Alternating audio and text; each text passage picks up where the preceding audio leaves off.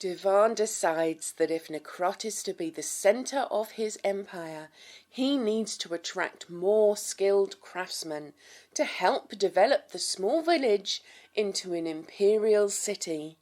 First, he decides to travel to the distant city of Hearthhome, apparently a flourishing metropolis, sure to have skilled people for hire. He decides to travel by sea, so heads to a nearby fishing village. While waiting for his ship to depart, Divan hears of a young villager who was attacked by a cockatrice but only partially turned to stone, and he goes to investigate. He learns that the child was blessed by a demigod that passed through many years ago. It was this blessing that saved the child from full petrification.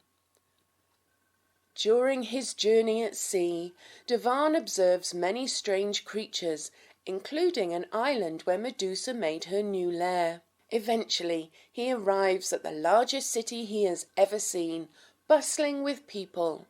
When Divan asks around for a smith to recruit, he gets directed to one named Heifer, who turns out to be a malformed man. It takes some convincing, but Heifer agrees to accompany Divan back. However, he needs 5 days to finish up his business.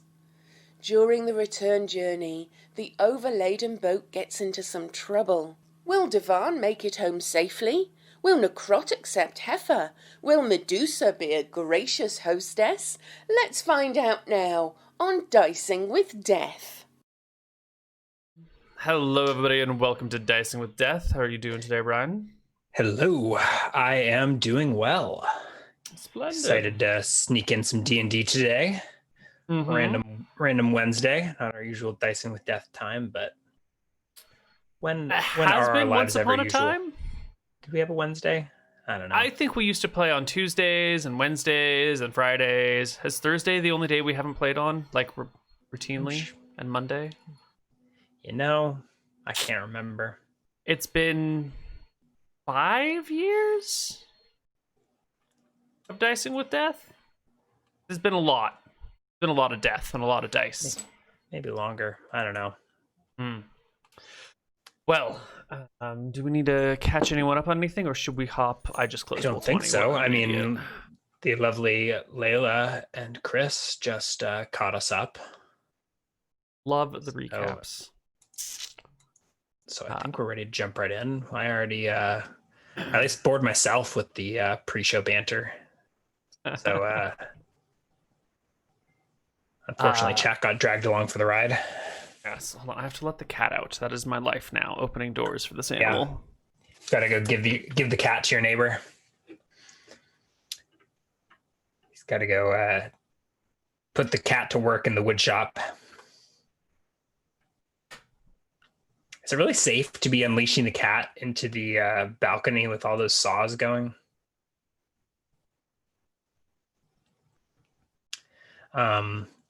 Yeah, unfortunately, Neal hasn't really given me any options.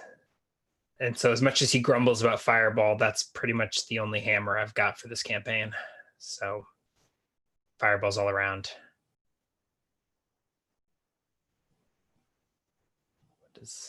How bad is that? Can you hear that saw? I cannot. Okay, perfect. Is Pan operating the saw? He's out there with the saw now, so it's fine. Does the cat know to stay away from spinning blades? I think the person standing over the spinning blades knows to keep the cat away from it. How many of his 9 lives has he given up? At least 2, because he comes from a suburb of Denver called Aurora, where all the terrible things in Colorado happen. And we got him in a parking lot, so that had to use at least a couple of his lives. But I mean, he's fine. He's only 6 months old, 8 months old. We'll make it. Right. So where last we left Divan, he was... Oh, there goes the saw. It seems like it might be like maybe... Or are you manually muting yourself? No. There's like a gain control and noise control. Okay. So probably when I don't speak, you can't hear it. Yeah, I don't know. Is your window still open? I had reopened the door slightly so that way if the cat got scared, he could come back inside. But I guess I'm just leaving him on the porch now. He can live out there for 4 hours. Okay. Sorry for the confusion, everybody. High quality production show here. So, what's going on? I mean, last episode, our ship captain failed the navigation check, and you left us on a bit of a cliffhanger. Yes, indeed I did. Let's bring back up our ocean music. Here we go. Age of Sail, classic track. Okay, that's better than like Stormy Sea or Shipwreck's Prize or some of the other tracks you could have chosen. You know, when they make a Shipwreck Surprise track, I promise you I will create a circumstance where you can exist in it. Wow, there's been like a whole bunch of tracks in the last few days that I haven't even seen. Salt Marsh, Mansion at Night. Deal with this later. I might be overdue to revisit that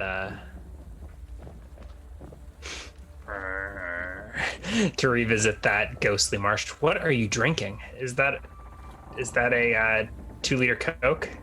No, this is a single can of soda in a very large glass with thick walls that make it look bigger than it actually is. Is that 12? Maybe taking 13. some notes from Greg. Not quite. I wish. No. All right. So you're on your boat. You're sailing along this coast. You see the Medusa Isle, or what is theorized to be the Medusa Isle, on the horizon. And your captain, really wanting to like keep a distance from it, finds herself getting a little too close to shore, and one of the uncharted underwater rocks here that she can't see, the ship runs into with like a loud creaking and cracking sound as the front of your ship just caves in and water begins to rush into your boat. The front of the ship caves in. Yeah, like you've hit a rock that is slightly underwater, so she couldn't see it, and then the very front of the boat just hits it, and now the boat comes to a sudden stop. I never thought I'd suggest this to a DM, but I feel like you should research some shipwrecks. I feel like it wouldn't be it'd be like the underside of it, right? Like, yeah, if there's like an undersea reef. It is the underside part, but like it's the underside part in the front, right? It's not like it's not the point of the ship. It's the section just below the bottom of the ship. The keel? The keel's in the back, right? No, the keel's the underside. The underside. Yeah. So this would be the front left section of the ship. I don't know exactly where it is in relation to the keel, this terminology. I can draw a picture. We don't need a picture. I gotcha. Okay. It's just, all right. It sounded like the whole nose caved in. No, not the nose. Not. We haven't pulled a Venezuelan Navy yet. This is more of just like one of them there rocks that you don't see, and all of a sudden your boat comes to a grinding halt. Does anyone remember the captain's name? I'm sure the wiki does.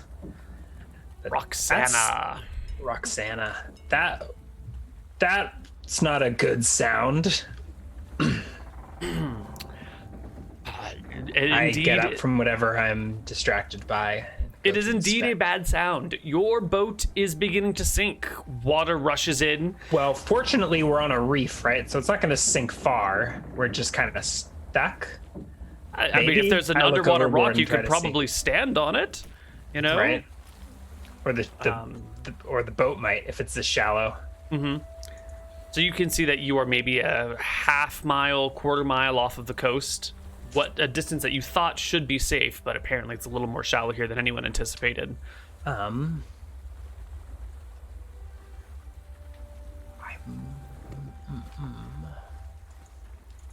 Roxana comes forward with a piece of oiled canvas in hand and some nails and a little hammer, and tries to like create some sort of seal or patch in a bit of a panic.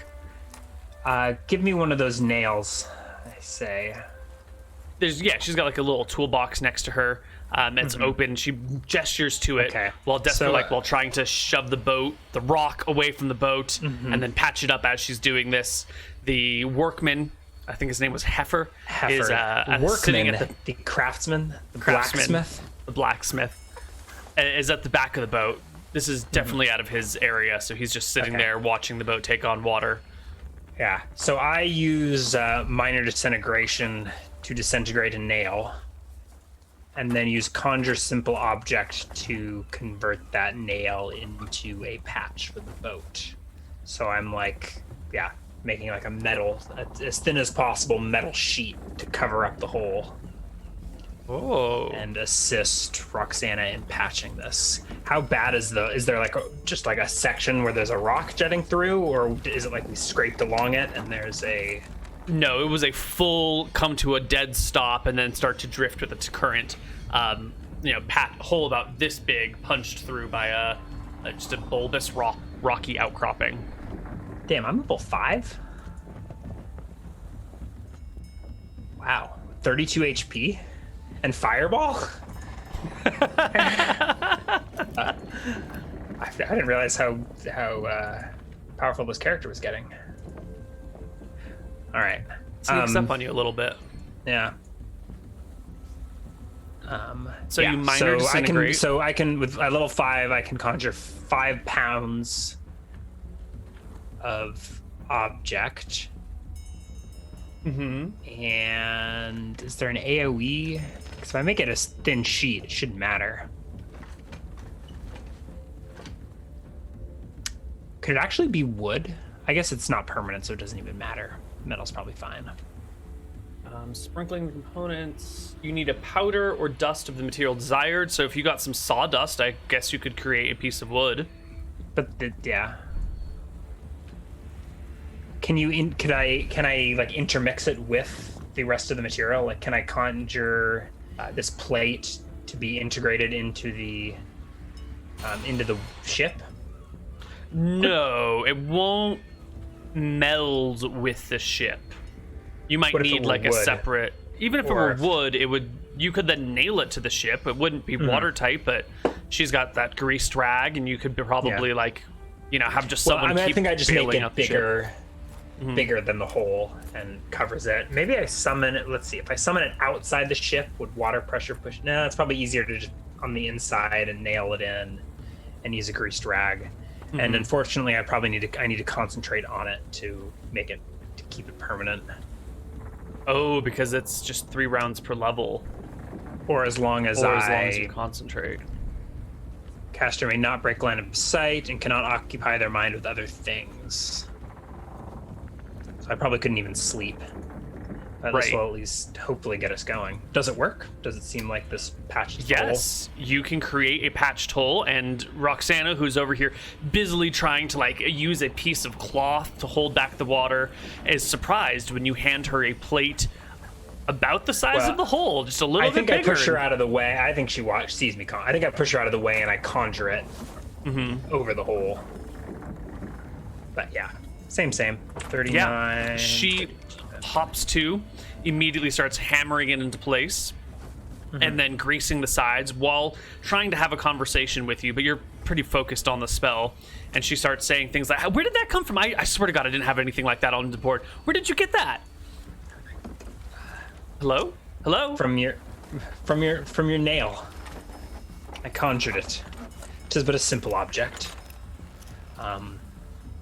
Will require my concentration to keep it in existence. But that'll keep us afloat for now. Well, she hands a bucket to Heifer. Take that oar. Give the reef a shove. Let's see if we can get moving again. Yep. And try not to make any more holes.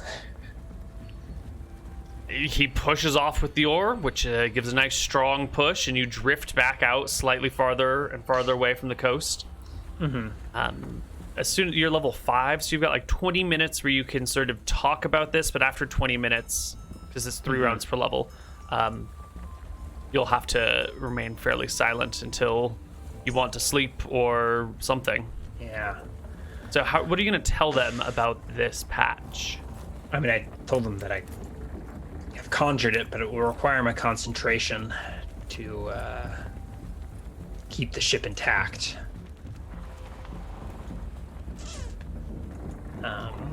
Well, what do you suggest, Roxana? Should we stop somewhere to repair this?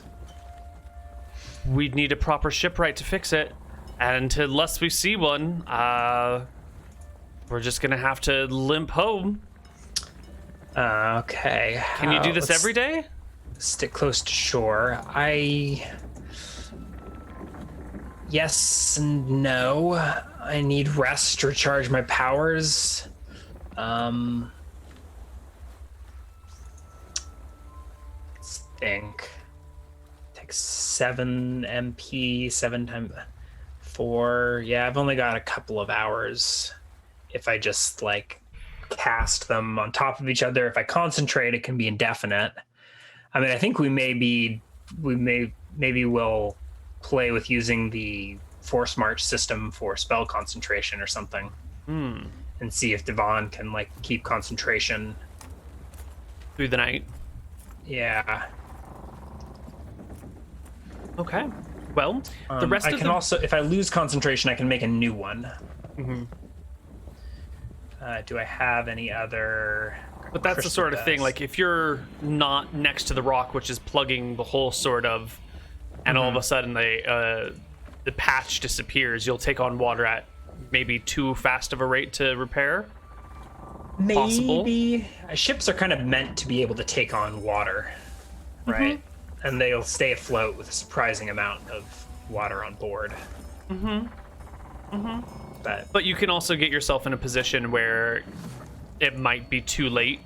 It is possible to sink a ship. Well, I think I'll take my backpack off and put it on the highest point of the ship. And sit myself on top of this metal plate, so that it seems like it'd be easier to keep concentration of something with your hand on it. Right. How far are we from?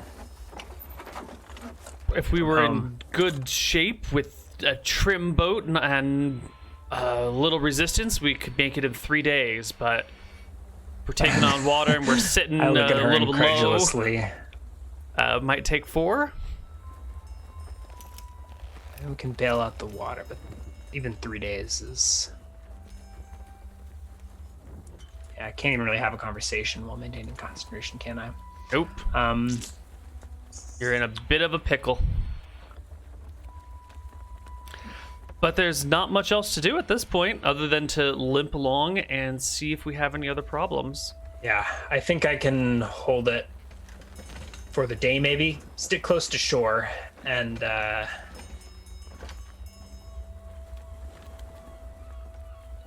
Yeah, she will take the middle between the Medusa Island and the shoreline. Does she have any way to patch a hole herself? Could she go overboard and jump overboard and if she had some materials, she might be able to make a more permanent improvised patch, but it still wouldn't be perfect. It would still be leaking and require constant bailing out, but it would be, wouldn't take your concentration anymore. So maybe you guys can find a village to stop at that could maybe give you some supplies. Okay. We'll see. Okay. As you pass through the strait,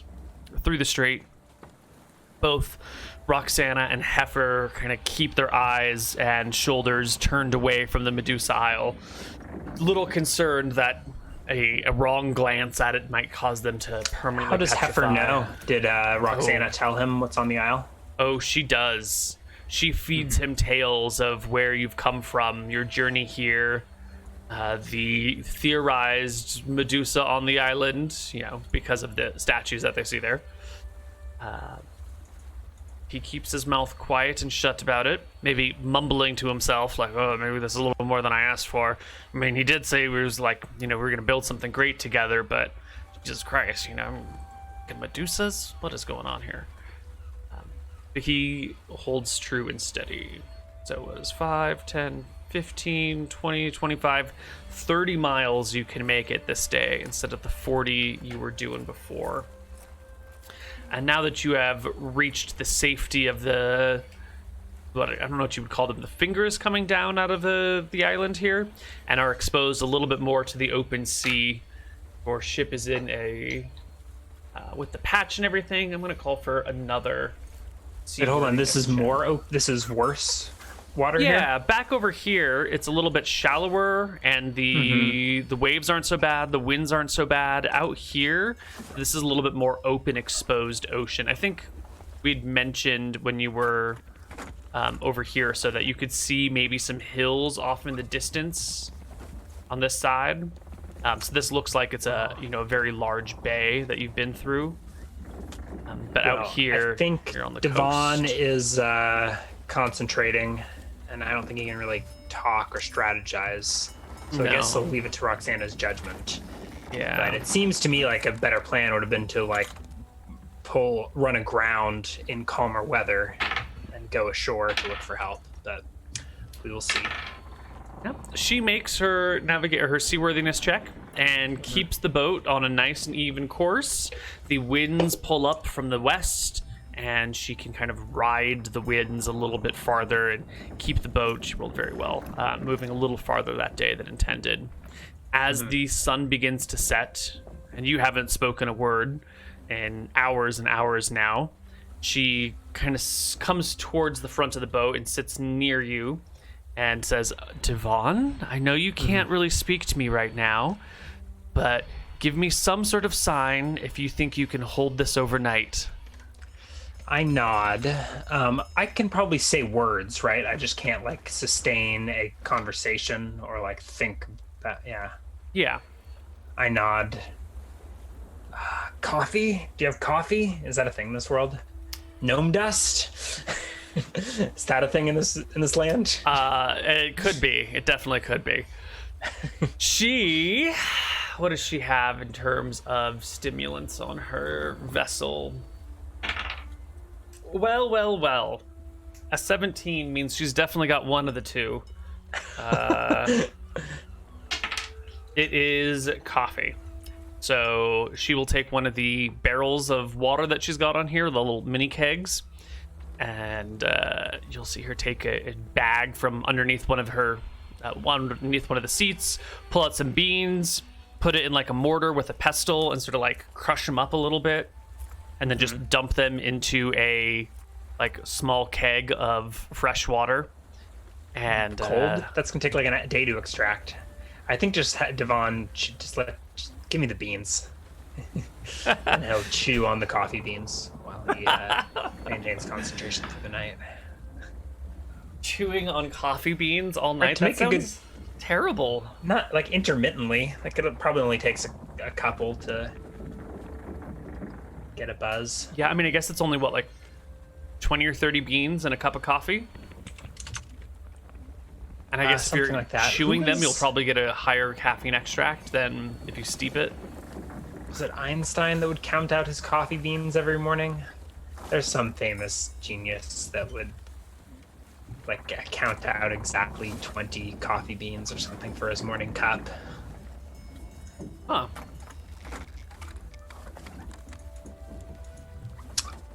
How could be Beethoven.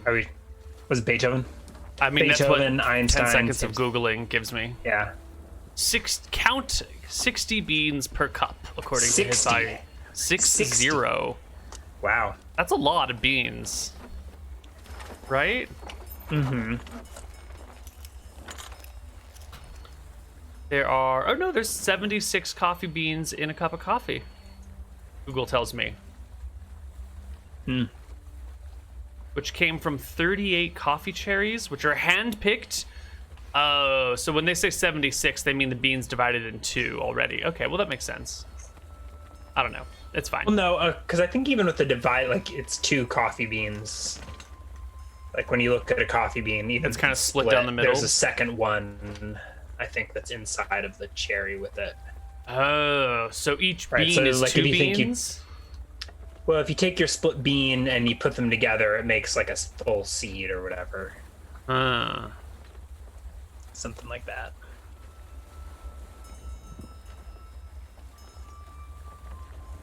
John, when you need him. Am I not a suitable coffee addict for your purposes? You're a good runner-up. I hand grind coffee beans too. What you call it? I am considerate enough to not do it into the microphone. Okay. Maybe I've underestimated your coffee skills.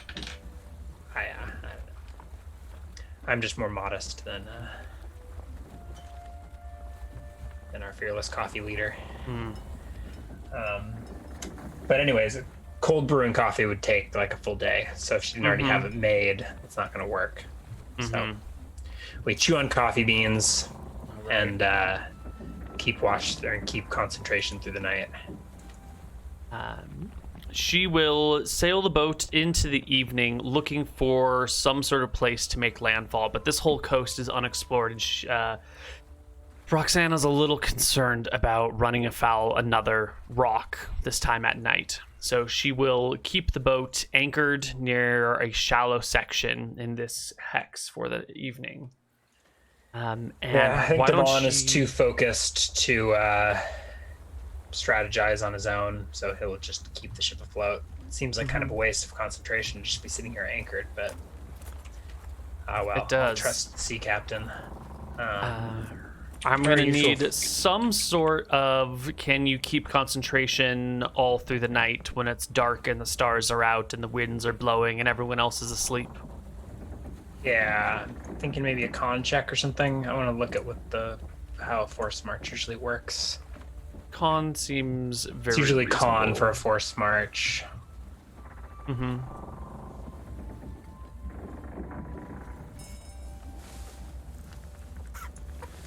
Well, I guess we'll make a con check and see what happens. Womp womp. At some point during the night, Devon dozes off. Fortunately, I'm right on the hole, so I think I will immediately wake up as water surrounds me. Yeah, the patch slips a little bit. I mean, it's nailed on. Oh no, it completely disappears, right? Yeah.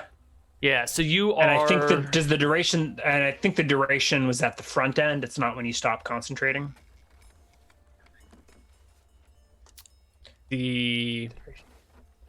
Right, so it's not like I get extra duration after I stop. I guess I'll wake up when it disappears. Oh, but the beans, do I get advantage from the coffee? It's probably just like a small bonus, and I roll a 3. Yeah, there should be definitely some bonus from the coffee. Yeah, but it's probably like a +1 though. To stay up all night if you're chewing on coffee beans, I would probably just give you advantage, but then it would say the coffee beans will only really work the first night. Maybe a little less the second night, but by the third night you're going to get wrecked. Okay, so can I roll at advantage? Yeah, I think advantage for chewing on coffee beans is fine. Okay. Surprisingly still close. Yeah. Okay. So you find yourself like beginning to nod off and manage to like catch yourself as you're almost passed out. Splash yourself the rest water. Of the 76 coffee beans or whatever, and okay. Morning comes. As soon as Roxana wakes up, she immediately pulls anchor and sets for sail, asking Heifer to do the honors of finding food and water and bringing it to the two of you, while she like trims the sail and gets to the oars and begins to row them, and then passes them off to Heifer once he's made breakfast for everyone. And yeah, I think once the sun comes up, it's probably easier to stay awake. Yeah, once the sun comes up, you can make it through the night. But as it's getting through like afternoon, I'm starting to get drowsy. I'll mumble to Roxana when she passes by, like stick a hand out and catch her shin or her calf as she's walking by. It's like, I don't think I can hold another night. She will look for a place on shore to make landfall, which happens no problem here at the edge of this hex. You guys can pull ashore that evening. You can see that this little peninsula that you sailed around is just large hills. I think, but we could see that already earlier. And in this spot, you find not much. No fishing villages to speak of. There's no real signs of civilization at all. Just open plain at the foot of hills. Was there a nice sandy beach? That's a good question. Or did we ruin the ship running aground here? There was a rocky, pebbly beach. Okay.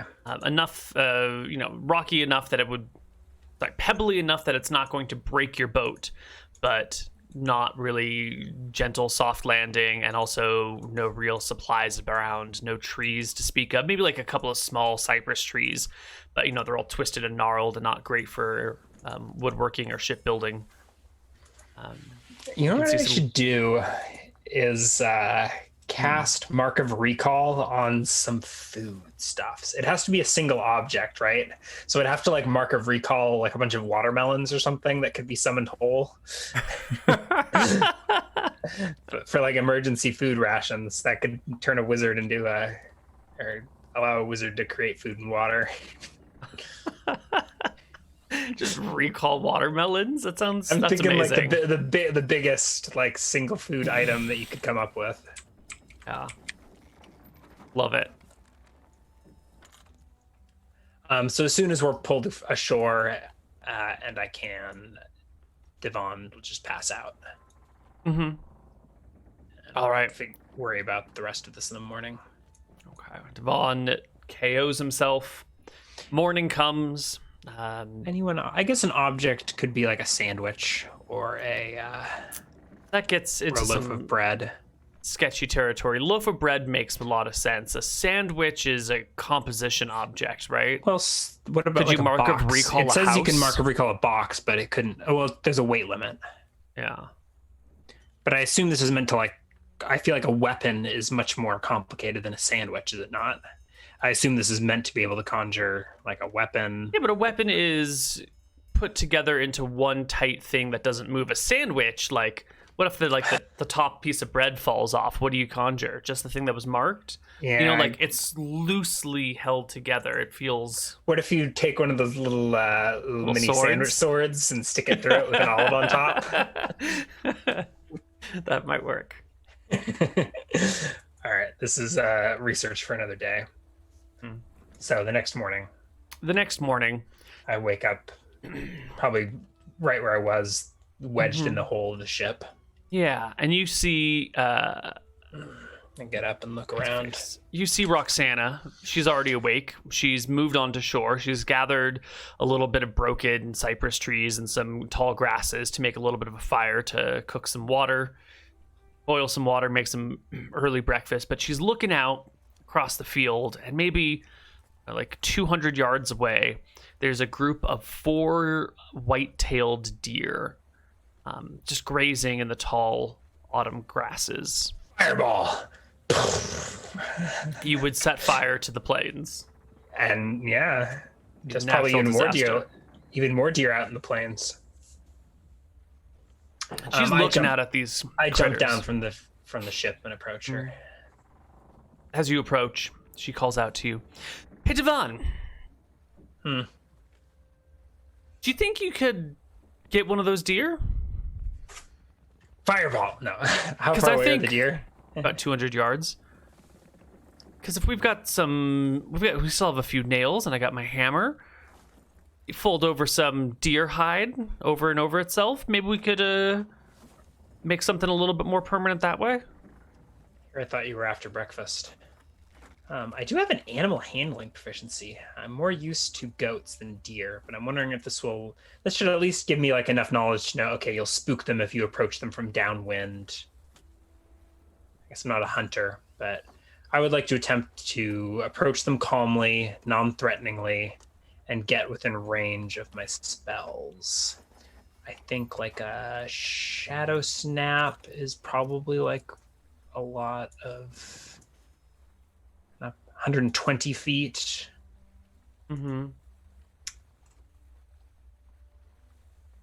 Fireball is 60 yards. It's 180 feet. With a 20-foot radius on top of that. I'm telling you, Neal, It's like fishing with dynamite, right? Hunting with fireballs. Would there be anything left of the deer? Depends how well I roll, I guess. You want the hides intact, right? Okay. And you also need the tallow to probably help seal it up.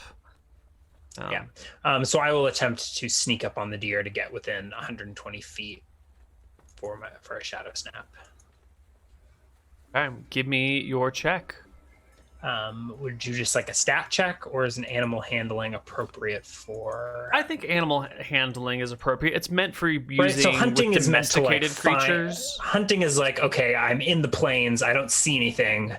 I'm gonna look out for a game sign and find where the deer are. This is like we see some deer. I want to approach them without spooking them. And typically animal handling is for domesticated creatures, but I think if you're just trying to get within a certain range, like within 100 yards or something, I think animal handling would be like how to behave around creatures in such a way as to keep them docile.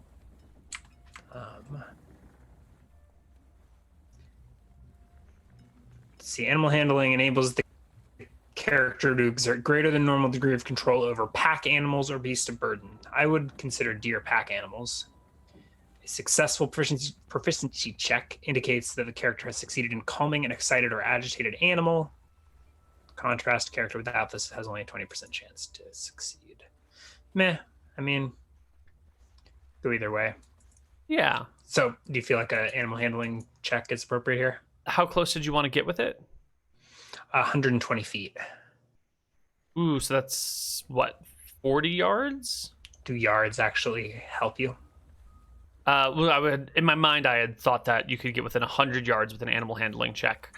But if you want to get to 40 you just said yards, they were. How far did you say they were? 200 yards. Mm-hmm. I guess if you want to get to within 40 yards, you'll need a good animal handling check. Yeah. Do I have any?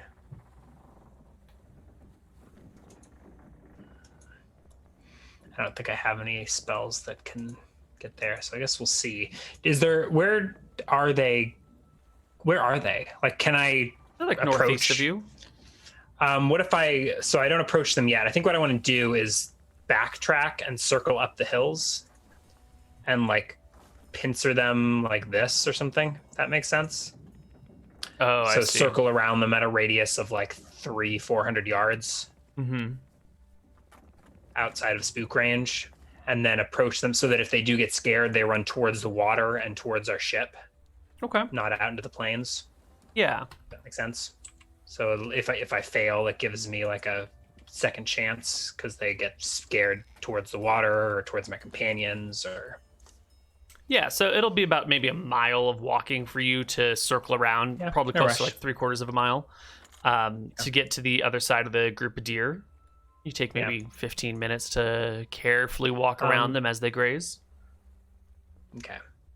And we'll go with that animal handling, which is miserable. What is with these rolls? Yeah. Absolutely miserable. 4. The deer are spooked. They sense a predator coming around to try and circle them, and they try to bolt. Once you get to like the top side, about halfway through your circle, they just flee in this direction, bounding off. I will take after them at a run then, and attempt to close enough distance, just in dead sprint. I think I can.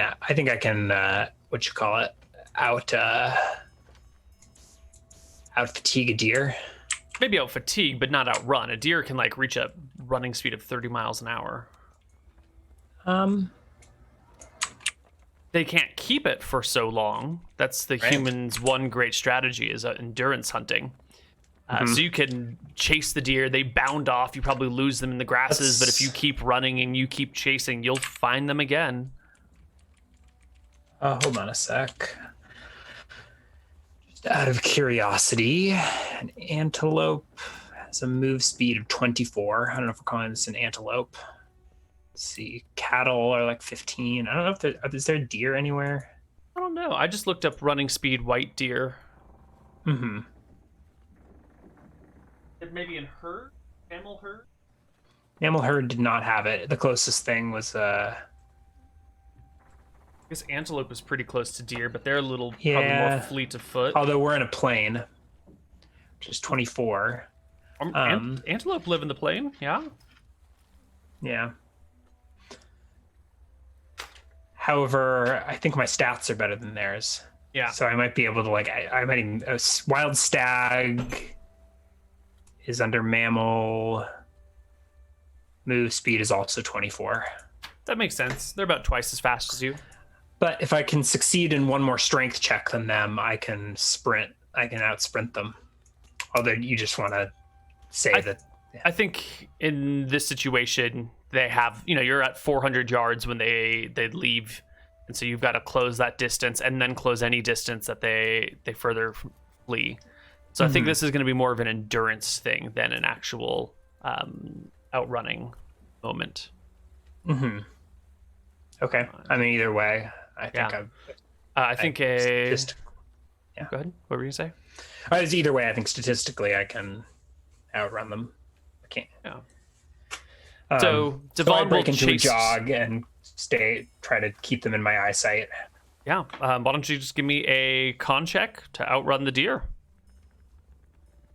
Bada bing, bada boom. It rolls, but I can. I should at least be able to keep up the jog for miles and miles. I mean, if they don't run, I can jog with their movement rate for 15 minutes before needing to make strength checks. But we just had a con check to sort of summarize. To summarize the whole thing, because we don't need to spend too long on this one section of the adventure. It sounds like you can chase down the deer who will flee and then stop and eat and then see you and flee and stop and eat, but they get tired, their body begins to wear down. They get to the point where they just walk away from you, and you can see them fatiguing. Hopefully that they'll be tired enough that I'll be able to get within 120 feet of them. Is my goal. After 5 miles of chasing, the deer are growing tired. The females sort of gather in the back while the one buck of the group with his big pointy horns turns to face you, maybe 100 yards out from you, too tired to run anymore, but definitely trying to protect his harem. There's a buck with horns. Does that mean it's mating season? It is. Probably should have been aggressive earlier. Oh. What is he doing running from me then? Humans are dangerous. Deer tend to flee first and then fight as a last resort. Not bucks during mating season in the rut, all jacked up on testosterone. Yeah, he's already got his women. He doesn't need to fight anyone for him. He just needs to keep them. Well, it's not going to keep those horns. So I will approach within 120 feet. Okay. And attempt to shadow snap this deer. I guess the deer gets a save or no save? He gets a save. I point a finger at the sky. It's the shadow. It's morning, so the shadows run to the west from the deer. The deer fails his saving throw. A dagger or sword of some kind falls from the sky, catches it in its shadow, and the deer is stuck. Feet, not webbed, but, grasping the ground and unable to move. I approach a panicked creature. Can murder him with a spear, but it's probably safer to just arcane spray. Does arcane spray damage hides? It's magic, right? It'll poke holes in him. That's how it deals the damage. Yeah.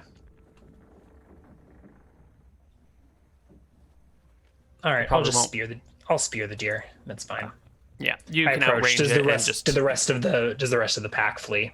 They walk away as you approach, still exhausted from the journey, the fighting, the running.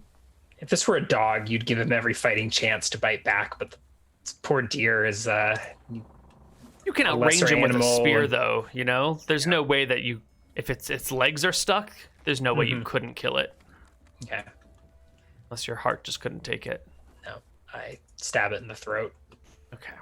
Can die. And you can haul the corpse or a section of it back to the rest of the boat. I will split its belly with a knife, leave the entrails here, and take the rest of it back. All right.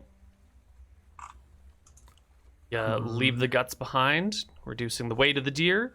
Bring the remainder, the meat and the skin that you want. Fortunately, don't have an omen reading, only a folklore. Maybe I should have listened more to Atropos's lessons, and I would have seen something in those guts. But we leave that omen behind on the dirt of the plains, and drag this deer back to our shipwreck. All right. At the shipwreck, the two of you can work together to get a section of hide, patch up the boat, and then she's going to attempt to melt the fat out of the deer by using a small cooking pan and a fire. Does she have a cook pan? Yeah, she's got some small cooking supplies for on her boat. Okay. Render the fat. I mean, deer are going to be pretty lean. She doesn't have tar. Usually you would carry tar on a ship for this purpose, but there is not a lot of tar where she had access to it, so this is the best that she can do. So patch on the outside, fill it, flip the boat back upside down, pour liquid fat into it. That we can take the mast off, flip it. I guess it's it's not like a nice easy flip upside 20, down. It'll be right. It was 20 something feet. Yeah. And Heifer's strong. Devon's pretty buff. Actually, I've got strength of stone. Can I punch the boat upright? Punch the boat upright? What? I'm joking. Does Fist of Stone work for this sort of thing, or is it probably not? I don't know what thing you need it to be doing. There's weird lines you've got 18-100 strength, but only for punching things in the face. Oh, I see. Could you have 18-100 strength for turning a boat upside down? I think between the three of you can do punch, smash, or crush. Okay. Yeah. I have usual 14 strength, so. Yeah. So between the three of you can flip the boat, patch it, flip it back over, fill it with melted fat, and then let the fat congeal and cool. And pray that it will hold. Okay. Yep. And then set out again today. Perhaps a little bit slower, because this will probably take most of the morning to complete all of these tasks. Instead of being able to make the full 40, you could probably make half distance on this day. Yeah, we'd probably take it extra slow. Make sure the boat's seaworthy, staying in sight of shore. Yep, staying as close as you can without fear, or except when you fear for the rocks. And I'll give her another seaworthiness check. Great roll. Next day, it holds. It will hold. And the next day, you will get to the swamp as the sun begins to set. She'll tell you you're so close to home. It's only another 10 miles, but she'd rather take it careful and slow than risk losing everything so close to home. The worst sea accidents always happen when you're just 10 miles away from home. Far more likely to die there, it says. So I've heard the worst wizarding accidents happen when you're within 10 miles of your infernal laboratory. They don't happen in the laboratory? I thought they would all happen in the laboratory. I don't make the statistics. The next day, barring a very bad roll, you can make it home, or her home. And you guys have been gone for what looks to be the better part of a month now. It'll be November 24th, according to my calendar, when you get home. 1, 2, 3, 4. Maybe it's actually the 20th.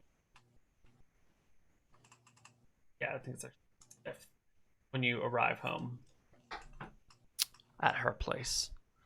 You can pull your boat up on shore and breathe easy, knowing that you have survived the journey and you have returned. Whew. I let out a sigh of relief. What time of day is it? This is early in the day, right? It's early in the day, maybe late morning, right around noon. I can't even remember what price I agreed upon, but I will give her one of the 10 GP gemstones. I say, I'm sure I owe you some money. saw to help you get your ship patched up. Well, silver a day. See you whole gave me again. 7 in advance. Mm-hmm. And it's been 7, 14, 15, 16, 17, 18 days. So I think you owe me 11 silver. Oh, really? I guess I will put that gemstone away and give her 11 silver. Mm-hmm. Never mind then. She takes the silver happily. Got enough to get her ship fixed. Oh well, I guess she did have a thing for me, and she got some adventures and stories, and she'll be trading. You know, she'll catch some fish and trade it for fixing the boat. The silver is, you know, valuable for other sorts of trading that she might not be able to do. Yeah, that she might not be able to trade or barter for. All right, well, here you are.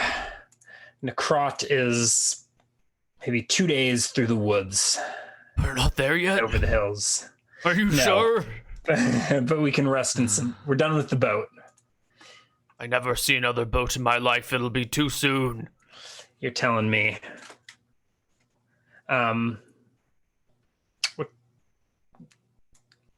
Let's rest up here. What is the name of this village? Does it have a name? You there? What's the name of this village? It is named. Does it not have a name? No, I don't think we gave it a name last time. So we will call it